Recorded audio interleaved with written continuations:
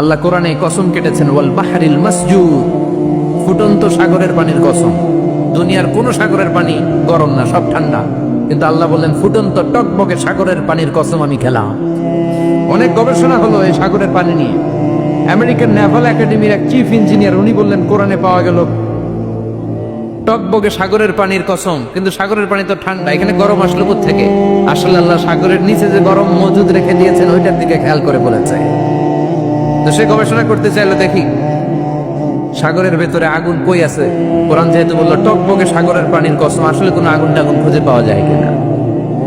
সে সাগরের ভেতরে পাইপ ঢুকাতে শুরু করলো, জোড়া লাগিয়ে লাগিয়ে গবেষণা। তো পাইপ যেতে যেতে অনেক সাগরের গভীরতা শেষে তলা পাওয়া গেল।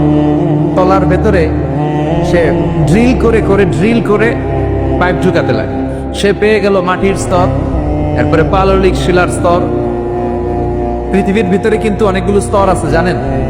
এই যে পানিগুলো আমরা নষ্ট করি, এই পানি কিন্তু খাই, আমাদের পেশাবই আমরা খাই। আমাদের এই প্রস্রাবও যদি পৃথিবীর 4-5টা স্তর শেষে নিচের দিকে চলে যায়, এটা মিনারেল ওয়াটারের মতো হয়ে যায়। এই 4-5টা স্তর মাটির ভেতরে রেখে দিয়েছে কে? পাললিক শিলা, রূপান্তরিত শিলা, আগ্নেয়গিরির শিলা। এরপরে যখন সে পাইপ ঢুকাতে শুরু করেছে, সে দেখতে পেল এই পাইপগুলো গলে গলে গলে গলে পানি হয়ে যায়। এত আগুন, এত গরম। সে অবাক, পৃথিবীর ভিতরে এত আগুন আসলো থেকে। তো এই আগুনের টেম্পারেচারটা কতটুকু পাওয়ারফুল এটা চেক করার দরকার আছে না নাই? সে বলল I need fire proof pipe, bring from America. America থেকে ফায়ার প্রুফের পাইপ আনো, পরীক্ষা চালায় দেখি।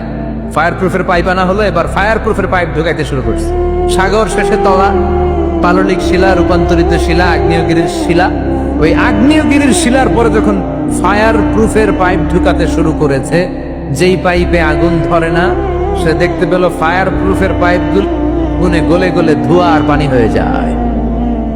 তাহলে এই সবুজ কার্পেটিং এর নিচে আগুন আছে না নাই? এই আগুন মজুদ করে রেখেছে কে? চলে যেতে হবে, কেউ থাকতে পারবো না। কিন্তু এই জিনিসটা আমাদের স্মরণেই আসে না। এত ব্যস্ততা, এত মায়া জাল, এত মায়ার জালে আমরা আটকে আছি। এত ব্যস্ত লাইফ, সকালবেলা অফিস, বিকেল বেলায় অমুক কাজ, তারপরে অমুক কাজ, একটার পর একটা কাজ চলতেই থাকে।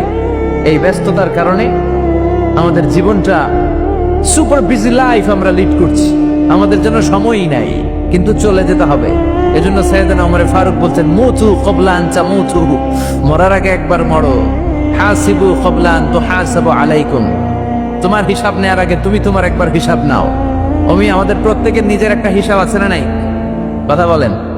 নিজে খাতা কলমের মধ্যে একটু লিস্ট করবেন যে আমি জীবনে এই ভালো কাজ করেছি, এই খারাপ কাজ করেছি, আসলে আমার অবস্থানটা কই হওয়া উচিত। নিজে খাটের মধ্যে একবার শটাং হয়ে মরার মতো শুয়ে থাকবেন, ভাববেন যে আমি মরে গেছি। ভাবেন না কি হবে? ছেলেমেয়েরা কান্না করবে, আত্মীয় স্বজন কান্না করবে, মাইকে অ্যানাউন্সমেন্ট হবে অমুক এলাকার অমুক ভাই আমাদের মাঝে দুনিয়ায় নাই। বিশাল দেবিদ্বারের ময়দানে আপনার জানাজা হবে, খাটিয়াতে করে নিয়ে যাওয়া হবে। শুয়ে শুয়ে ভাববেন, আগে থেকে খুদে রাখা কবরে আপনাকে ফেলে বাঁশ দিয়ে উপরে মাটি চাপা দিয়ে চলে আসবে। অন্ধকার, শুধু অন্ধকার। এই অন্ধকার যেন শেষ হতে চায় না।